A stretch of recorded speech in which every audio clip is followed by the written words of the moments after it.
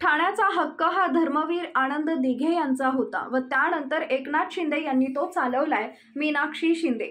उद्धव ठाकरे हे कोपऱ्यातच सभा घेऊ शकतात, खुल्या मैदानात ते सभा घेऊ शकत नाहीत। मोठ्या प्रमाणात सभा घेण्याची ताकद उरली नसल्याने अशा प्रकारे कुठेतरी गल्लीबोळातच सभा घेत आहेत। ठाण्याचा हक्क हा धर्मवीर आनंद दिघे यांचा होता व त्यानंतर एकनाथ शिंदे यांनी तो चालवलाय। जेव्हा धर्मवीर आनंद दिघे यांच्या शक्तीस्थळाचे उद्घाटन केले होते तेव्हा उद्धव ठाकरे आले नव्हते। सर्व शिवसैनिकांची मानसिकता होती की पक्षप्रमुखांनी यावे व उद्घाटन करावे।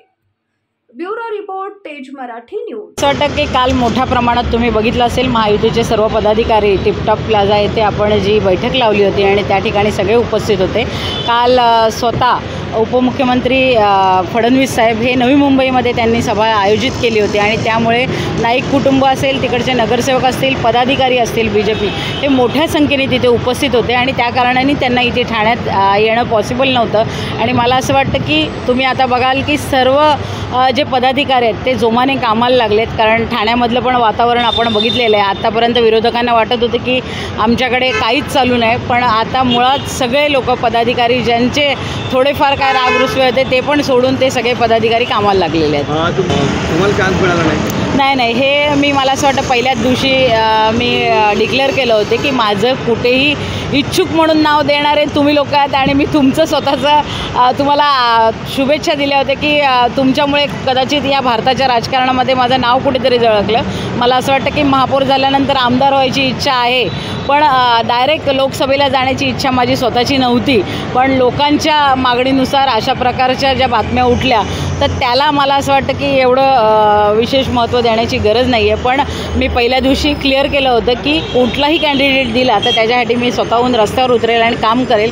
तर तुम्ही पहिल्या दिवसापासूनच मला बघत असाल की मी स्वतः ग्राउंड लेवलला काम करते, तर त्याच्यामुळे कुठे नाराजी आणि काय, मला असं वाटतं माझ्याबरोबरचा एक सहकारी जर सभेमध्ये जातोय तर त्याच्यापेक्षा मोठा आनंद माझ्यासाठी कुठला नाही। नायकांची नाराजी दूर झालेली आहे का? आणि येत्या काळात नाराजी पण दूर झालेली आणि त्यांनी नरेश म्हस्केला स्वतः विश्वास दिलेला आहे की तू इथे ऐरोलीला किंवा नवी मुंबईमध्ये बघण्याची गरज नाही, आम्ही स्वतः रस्त्यावर उतरून तुझ्यासाठी काम करू आणि जास्तीत जास्त मताधिक्य देण्याचा प्रयत्न करू, असं आश्वासन त्यांनी स्वतः नरेश म्हस्केला दिलेलं। दुसरा खरा चित्रपट येणार आहे धर्मवीर, मात्र राजन विचारेंनी देखील आरोप केलेले आहेत आणि या सदरा जो सीन होता तो गृहपदाचा जो राजीनामा दिला आहे त्यांनी तडकाफडकी दिला, मात्र 1 महिना का किती महिना कालावधी लावला होता राजीनामा त्यांनी सांगितलं। का वाटतं नक्की खरा चित्रपट कशा प्रकारचा असणार आहे येणार? मला असं वाटतं की पिक्चर जरी वैयक्तिक कोणाच्या आयुष्यावरती आधारित असेल तर थोडंफार ग्लॅमर देण्यासाठी त्याच्यामध्ये काहीतरी चेंजेस करायला लागतात। त्यावेळी साहेबांनी सगळे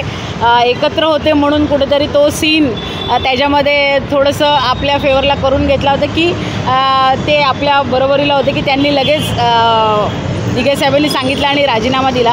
पण सत्य परिस्थिती जेव्हा मी शिवसैनिकांकडून ऐकली त्यावेळी खूप उद्रेक झाला आणि खूप भांडणं झाली आणि त्यानंतर त्यांनी तो राजीनामा दिला असं आम्हाला त्यावेळी पण कळलं होतं। आणि साहेब बोलले अरे पिक्चरमध्ये ह्या सगळ्या गोष्टी दाखवू शकत नाही, पण जर आता साहेब बोललेत की खऱ्या अर्थाने सेकंड पार्टमध्ये मी सगळं रिअल दाखवणार आहे तर खरं तर दाखवलं पाहिजे। लोकांसमोर त्यांची भूमिका काय आहे ती स्पष्ट केली पाहिजे।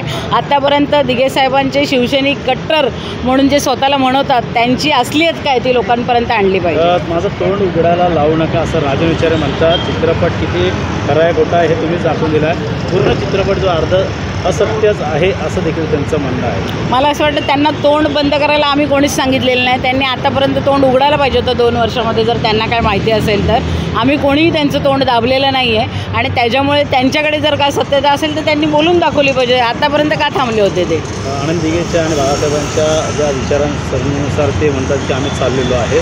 का वाटतं येणाऱ्या काळात बाळासाहेब आणि आनंद दिघे त्यांच्या नावाने आता तुम्ही मतं मागता असं देखील त्यांचं म्हणणं आहे? मला असं वाटतं की ही गरज त्यांना आहे, पण आनंद दिघे आणि बाळासाहेबांचे खरे विचार शिंदे साहेबांनी पाळलेत आणि त्याच्यामुळे गेल्या 2 वर्षामध्ये तुम्ही बघितलं असेल त्यांच्या विचारांना कुठे तिलांजली न देता साहेब काम करतात आणि जे शिवसैनिक खऱ्या अर्थाने त्यांच्या मागे राहिलेले आहेत ते सगळे बाळासाहेबांच्या आणि दिघे साहेबांच्या विचाराने प्रेरित झालेले शिवसैनिक त्यांच्याबरोबर राहिलेले आहेत। पण जे उबाटा गटामध्ये राहिलेले ते स्वार्थाचं राजकारण करणारी लोक आहेत, ज्यांना पैसा आणि संपत्ती याच्या व्यतिरिक्त काही नको आहे, अशी लोकं तिथे उरलेली आहे, स्वार्थी लोकं तिथे उरलेली आहे. तर त्यांना राजकारण करायचं आहे. मला असं वाटतं की उद्धव साहेबांनी आत्तापर्यंत ठाण्यामध्ये कुठल्याही वास्तूला दिघे साहेबांचं नाव द्यायचं नाही म्हणून हे स्ट्रिक्टली प्रत्येक कार्यकर्त्याला सांगितलं होतं आणि त्याच्यामुळे कुठल्याही वास्तूला आजपर्यंत 1-2 सोडले अपवाद, माझ्याकडचं असेल, मानपाड्याचं असेल किंवा मी स्वतः हार्ट केअर सेंटर ओपन केलं तर त्यावेळी मी उद्धव साहेबांना बोलवलं नव्हतं. ह्याच्या मागचं कारण हेच होतं की दिघे साहेबांच्या नावाचं मी हार्ट केअर सेंटर चालू केलं होतं आणि त्या ठिकाणी जर त्यांना बोलवलं असतं तर त्यांनी ताबडतोब त्या नावाची जी हे आहे ते बदली करायला लावलं असतं म्हणून मी तिथे बोलवलं नव्हतं. तर अशा प्रकारेच त्यांचं जे जोर जबरदस्तीचं राजकारण होतं ते सगळ्यांनी बघितलेलं आहे. मुंबईमध्ये पण तुम्ही बघाल तर शिंदे साहेबांच्या एकही ठिकाणी ते बॅनर लावून देत नव्हते. दिघे साहेब, मला जास्ती काय बोलायचं नाही, पण त्यांनी एकच सांगावं. माझा सवाल आहे राजन विचारेंना, ते जर स्वतःला एवढे कट्टर शिवसैनिक मानत आहेत तर त्यांनी दसरा मेळाव्यामध्ये का नाही तिथे दिघे साहेबांचा फोटो त्या स्टेजवर लावला? त्यांनी त्याचं उत्तर फक्त मला द्यावं की जर स्वतःला कट्टर शिवसैनिक मानताय आणि दिघे साहेबांचे जर तुम्ही कट्टर शिवसैनिक आहेत किंवा शिष्य आहेत तर तुमची एवढी हिंमत का नाही झाली की दिघे साहेबांचा फोटो त्या स्टेजवर दिसला पाहिजे म्हणून सांगायला?